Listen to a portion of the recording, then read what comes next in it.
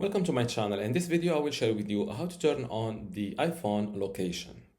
So step one, click on settings, then return to this settings page. Scroll down looking for privacy and lock and security. This is it. Click on it.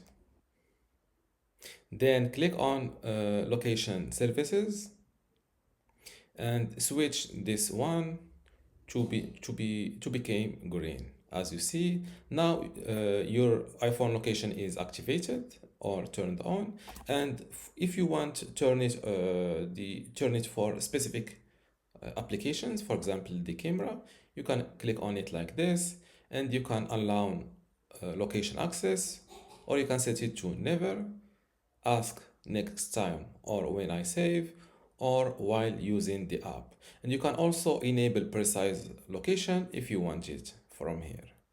And this is how to turn on the iPhone location. If you still have a question, leave it in the comments below, and don't forget to give this video a like. Thank you.